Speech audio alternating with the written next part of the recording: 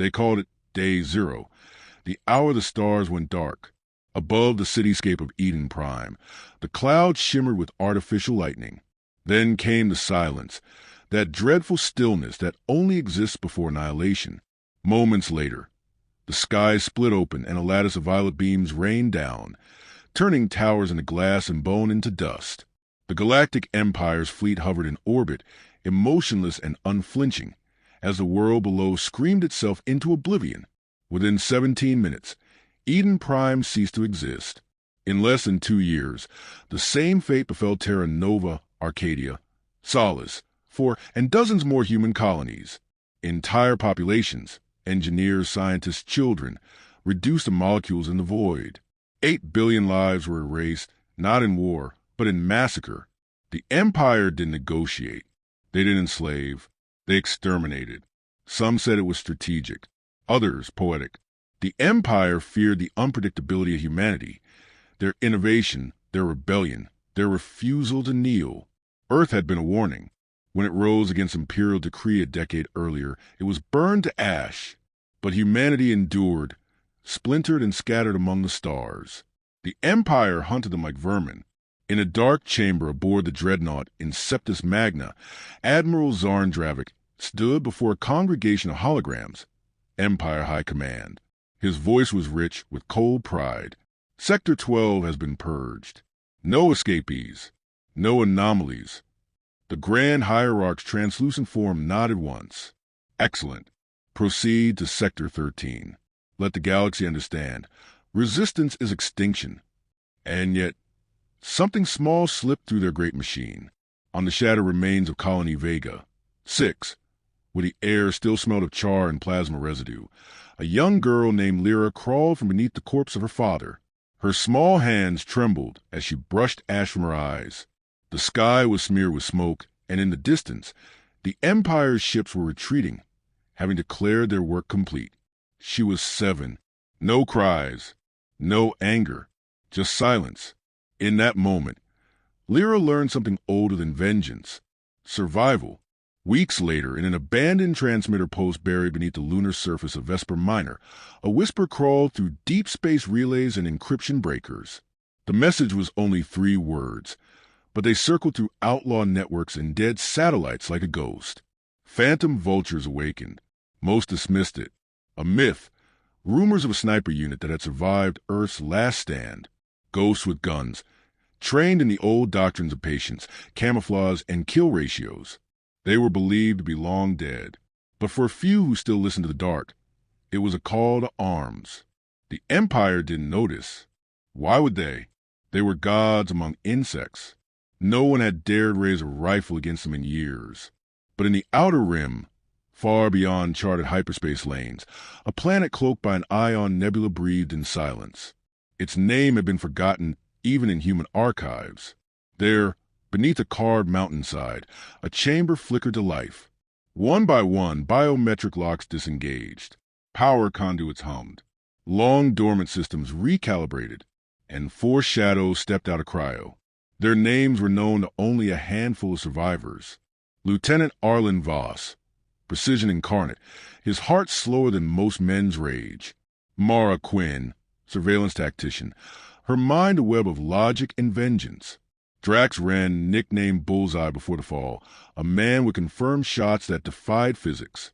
And Kyo Tanaka, silent, invisible, a ghost in 0G. Their mission had never been forgotten, only delayed. Arlen stood before a cracked holomap of the known galaxy, red dots flickering where human colonies once bloomed. Now, only black voids remained. He didn't speak at first. Instead, he adjusted the scope of his rail rifle, calibrating with the ease of breathing. When he finally spoke, it was a whisper, but his voice carried weight. They thought we were extinct. Mara's fingers danced across the console, hacking into Empire telemetry systems. They missed one detail. What detail? Drax asked, his tone gruff but curious. She looked up, eyes sharp as blades. We're not done. Elsewhere, within the opulent vaults of the Empire's core, admirals bathed in luxury and certainty. They debated schedules of destruction over banquets, strategized oppression with polished smiles, never fearing a bullet, never imagining the crosshairs that now hovered, silently, patiently, over their heads. Lyra, now hidden among refugees aboard a drifting freighter, clutched a datapad. On its cracked screen, a symbol blinked, an avian skull surrounded by crosshairs.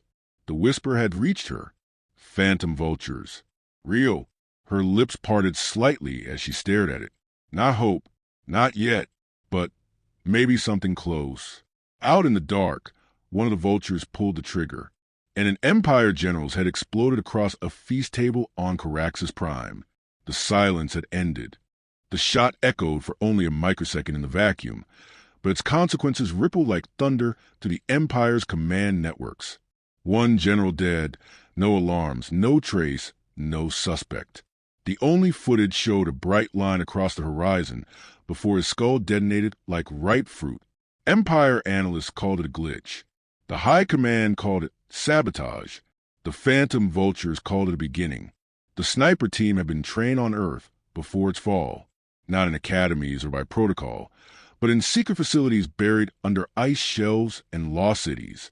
They were the last product of a dying human government, forged with a singular purpose: to kill high-value targets with maximum psychological disruption. When Earth burned, their cryopods sealed them in silence, deep in the shadows an asteroid belt obscured by magnetic storms and gravitational anomalies. For 20 years, they slept in darkness while the galaxy forgot their names. Lieutenant Arlen Voss sat cross-legged in the dim glow of the operations chamber, calibrating the electromagnetic compensator on his rail rifle. He moved with the calm ritual of a monk preparing a blade, eyes fixed on invisible variables. He had once been a soldier. Now, he was something simpler, an answer. His breath slowed to a crawl as his heart rate followed, trained to sync with the mechanical pulse of his weapon. He was built for stillness, for one shot that would end a life and change the course of systems. Across from him, Mara Quinn constructed a predictive algorithm on a holographic matrix, her fingers dancing in the air like conductors. The Empire's communication protocols mutated constantly, but Mara moved through encrypted streams like they were rivers and she the tide. Her short black hair clung to her face with sweat, though the chamber was cold. She was always running simulations, mapping threat curves, identifying soft targets with surgical ruthlessness. We confirmed 5 senior officers rerouted from Zone Theta since the Caraxes kill, she said, tapping the air. Internal reshuffle. No patterns yet, but they're scared. Good, Arlen replied without looking up. Fear makes a move. And moving targets, added a deep voice in the upper catwalk, are easy to tag. Drax Wren lowered himself into the armory bay like a predator descending into a familiar den. Towering, bearded, with arms corded like steel cables, he wore a grin that didn't quite reach his eyes. He had been the best long-range shooter on Earth. 20 confirmed shots over 10 kilometers, 1 kill made to the open hatch of a fleeing transport. His rifle, a heavily customized mass driver named Shiver, leaned against the wall beside him like a loyal hound. You enjoying the warm-up? He asked Arlen, nodding toward the recent assassination. Arlen gave the barest nod. Learning. They'll adapt. They always do, came the voice of Kyo Tanaka, who emerged silently from the corridor like a ghost taking form. Small, slight, and nearly invisible in her camo mesh, she moved with soundless precision. Kyo was reconnaissance and infiltration. Where the others broke lines of command, she unraveled defenses from the inside. Her eyes missed nothing. She was a knife in the dark, the one the Empire never saw until it bled. They're already shifting patrols and scrambling their satellites, Kyo said as she unrolled a thermocloth and placed a small device in center. I intercepted chatter about a Black Flag protocol, something called Project Vortex. Mara frowned. That's new. Classified, Kyo confirmed, encrypted at root level. Even I couldn't get far. The name hung in the air like radiation. Whatever it was, the Empire didn't want anyone seeing it. Arlen finally stood, his movements fluid and deliberate. We escalate. They've shown they can kill billions without blinking. Let's make them blink. Mara activated the central holodeble. 4 red targets glowed, orbiting a pulsar system deep in Sector 13. An admiral, 2 AI counselors, and a logistics overseer, all gather for a summit on subjugation strategy. Intel says it's a 2-day summit. Security will be tight, she said. That's why I'm going tonight, Keo said. Sensor blind spots in the lower ring. If I plant relay drones on the station's exovents, Drax can line up the shots from low orbit with Mara feeding him rotation data. Arlen looked at her. Timing. 7 hours. He turned to the team, each one already moving before orders were given. This was how they worked. Precise, wordless, deadly. They didn't just strike. They predicted, anticipated, dismantled, one kill at a time. Far above them, beyond the veil of the nebula that concealed their hideout, Empire fleets mobilized with renewed paranoia. Civilian checkpoints doubled. Propaganda tightened its grip. The words resurgence and terrorist were whispered across the Empire's internal nets. But beneath it all was a seed of fear, a tiny fracture forming in the illusion of imperial invulnerability. They had lived as executioners, slaughtering species, extinguishing resistance with unfeeling regularity. But now, someone was hunting them, and not with fleets, not with armies, with precision. Keo disappeared into the launch tube. Drax loaded the final round into Shiver's coil chamber, each bullet named after a fallen colony. Mara's screen lit with timing sequences and orbital drift data. Arlen stood alone for a moment, gazing at the fading stars beyond the reinforced dome, his jaw clenched. For every billion they erased, there would be a name, and for every name, a shot. In the dark silence of the sniper nest, the war had finally begun. The first target never saw the sky shatter. Admiral Kronville stood beneath the crystalline ceiling of the Orion Summit Dome, surrounded by Imperial officials, sipping from a chalice etched with human bone. Behind him, a hollow map pulsed with red, charting resistance clusters across the outer reaches. He never heard the rail spike before it entered just above his ear and exited through his opposite temple, vaporizing a quarter of his skull mid-sentence. His body crumpled in silence. A second later, his neural link fired a death signal to the security network, but by then it was already too late. The assassin was inside the room. He wasn't even on the planet. Drax Wren exhaled slowly inside his sealed exopod, positioned on the orbiting remains of a derelict satellite 400 kilometers above. Shiver's barrel still vibrated from the release. One breath, one life ended, and the chaos had begun. The other targets didn't wait to finish their summit. Panic, rare and electric among the elite, spread like flame across the Empire's upper echelons. Commanders rerouted to safe havens. Governors relocated. AI cores were airlifted from their housings and locked behind fortress walls of code and steel. But it didn't matter. The vultures were no longer striking for retaliation. They were executing a doctrine. Destabilize, fragment, unravel. One kill at a time. Over the next 17 days, 5 more high-value targets fell. An AI overseer disintegrated inside its armor cradle as an EMP-coated round pierced its central optic. A convoy captain was killed in the vacuum of space, his escape shuttle punctured by a shot from over 1,000 kilometers away. A propaganda minister's brain matter painted the ceiling of a luxury cruiser as her holographic speech mid-broadcast ended with the hiss of silence. Each strike was surgical, and each one spoke the same message. You are no longer untouchable. Inside their hidden base, Mara tracked the fallout. She watched as Imperial broadcasts began stuttering with contradictions, as lower-tier officials started issuing conflicting orders. The AI defense grid that once governed 22 sectors autonomously was now requesting manual inputs due to unresolved assassination variables. Fear was a contagion, and the vultures had made it airborne. They're calling us spectral class now, she muttered, scrolling through intercepted chatter, advising their fleet officers to change sleep patterns. No routines, no predictable locations. They're terrified of patterns.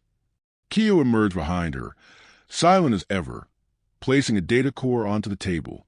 From the Delphi relay, they're deploying something called Inquisitor Protocol, hunting anomalies.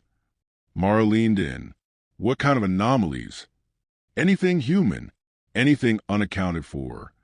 Arlen stepped in, his face lit by the ambient red of the console glow. They're bleeding, he said. Not enough to collapse. Not yet, but they've stopped looking outward. They're folding inward. Fear is expensive, Drax added, cleaning the chamber's shiver. Let's make them bankrupt. Their next strike wasn't a kill, but a message. Mara rerouted an old civilian transmitter and broadcast an encrypted pulse on obsolete human emergency frequencies. Across the scattered remnants of humanity, survivors received a signal encoded not in language, but in pulse beats. It was a rhythm once used by Earth's military, the pattern of a sniper's heartbeat during perfect aim. Few understood its origin, but all understood its meaning. They were not alone. In the black reaches of space, the Empire reeled. Entire sectors once ruled by fear now whispered of rebellion. Not armies, not fleets, but precision strikes of ghost bullets that traveled through steel and silence, of foreshadows who carved through command ranks with godlike aim. High Command tried to adapt. Decoy bodies were deployed, AI duplicates used in public. Officials rotated hourly between transport vessels. But nothing stopped the kills. The vultures adjusted faster than their prey, always watching, always choosing. And then came the mistake. In their desperation, the Empire broadcast a trap. A falsified summit on Aero Station, a minor outpost with limited defenses, where 5 mid-level governors were said to be gathering. It was bait, strung with open channels and deliberately weak encryption. They assumed arrogance would draw the snipers in. They assumed wrong. Keo infiltrated the station 2 hours before the meeting, scanning biosignatures and identifying the decoys. Not a single genuine target was present, but what she found beneath the station was far more valuable. A command core node transmitting black code sequences to Project Vortex. When she returned, shaken and pale, Arlen didn't press her for details. Her silence said enough. "We strike the node," he said. "Not a kill," Mara warned. "An explosion that deep will trigger countermeasures." "They'll know." "Let them," Arlen replied. Time they felt hunted for real. At 0400 standard hours, Shiver released a tungsten sabot through the power ring of Aero Station. The entire subdeck ruptured in silence. The node core detonated seconds later, causing a data cascade that wiped 3 surrounding satellites and scrambled navigation across 2 systems. The Empire's retaliation was immediate and blind. Entire rebel planets, some unaffiliated with the Vultures, were hit with orbital warnings. One planet, Risa 3, was glassed entirely. 10 million lives lost in a single rotation. Mara slammed her fist against the table. "They're lashing out like beasts." Arlen didn't look away from the screen. His jaw tightened. And beasts make noise when they're dying. For the first time in decades, the Empire had lost strategic control. Their generals feared sleep. Their AI couldn't predict the next kill. Their propaganda collapsed under the weight of undeniable silence. And across the remnants of human space, a thought ignited like a match in dry grass. Maybe the Empire could fall. But even then, the Vultures knew it wasn't enough. Not yet, because the Emperor still lived, and he had not bled. Yet, the Star Throne hung in orbit like a crown above a dying sun, an impossible fortress sculpted from obsidian alloys and black gold plating, pulsing with gravitational shields fed directly by the core of a collapsed star. It was the seat of the Emperor, the absolute center of power in the known galaxy. No ship had ever come close without vaporizing. No assassin had ever dared. Until now, inside the cloaked shuttle, the Vultures sat in silence, each strapped into their acceleration harnesses, eyes forward, faces unreadable. They had executed 31 kills in 7 weeks. High Command was fragmented. 3 sectors had fallen into rebellion, and AI networks were now cannibalizing their own code in an effort to adapt. But it wasn't enough. Not until the man who signed the death orders for 8 billion humans was buried in darkness. Arlen checked the chronometer embedded in his wrist guard. Exactly 16 minutes until orbital shadowfall, the brief moment when the Star Throne would lose alignment with the central stellar array, just long enough to sneak in under its detection veil. Mara whispered, "One window." For minutes. Then their sensors come back online, and everything burns. "For minutes is a luxury," Drax said, tightening the sling around Shiver. "I've made shots in 4 seconds." Kiyo said nothing. She was already gone. Her infiltration suit adjusted its temperature and color as she crawled along the surface of the station's exoframe, the vacuum singing against her bones. She moved like shadow incarnate, planting micro-beacons and slicing through insulation with a monowire blade. Each vent she passed was scanned, mapped, and marked for tactical data. She wasn't here to kill. She was here to find the Emperor's pulse, his movement schedule, his fallback room, his silence. Then she saw it. A chamber, walled in bioreactive shielding, immune to scans and sonic pulses, but not to her eyes. A throne set on a rising platform, with a figure seated motionless. He wore no crown. He didn't need one. The Emperor's presence exuded certainty, the kind only monsters were like skin. She marked the coordinates and vanished into the ducts. Back on the shuttle, Mara fed the data into their targeting sequence. 68 seconds of clean sightline at 92 kilometers. After that, internal shielding blocks all waves. It's a one-shot run. Arlen slid the targeting reticle into place. Then we don't miss. They positioned Drax on the upper spine of a broken satellite fragment, drifting just enough to simulate orbital debris. Gravity tethers locked into metallic surface as he set Shiver's barrel into alignment, compensating for stellar drag, quantum shift, and station velocity. He didn't blink. He had become the trigger long before his finger touched it. Inside the chamber, the Emperor's eyes opened. He didn't speak, didn't move, only looked toward the void, as though he could sense the trajectory already bending toward him.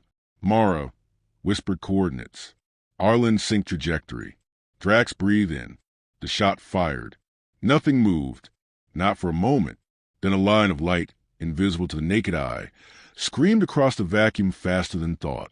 It passed through armor glass, atmosphere seals, and 20 layers of shielding. When it struck the Emperor, it didn't explode. It simply ended him. The throne room remained intact, but its center was empty, gone. The man who had ruled galaxies with cold math and ordered the deaths of civilizations was now scattered atoms in a vacuum. And just like that, the Empire broke. The Star Throne's defense grid stuttered. Power loops failed. In the absence of command protocols, security AIs defaulted to dormant. The ripple was instant. Across the network, every Imperial outpost connected to the throne began to flicker, then collapse. Officers refused orders. Fleets drifted aimlessly. Governors vanished. Systems once held in fear began broadcasting their freedom in every language known to the stars. On the bridge of the cloaked shuttle, Mara blinked in disbelief. "We did it." "No," Arlen said, lowering his scope. "We started it." They didn't wait to celebrate. The vultures faded back into the dark, their shuttle disappearing into a field of stellar debris. No messages sent, no claims made, just silence. And yet, across the galaxy, their legacy spoke louder than any scream. On rebel frequencies, people whispered the name of the Emperor without fear.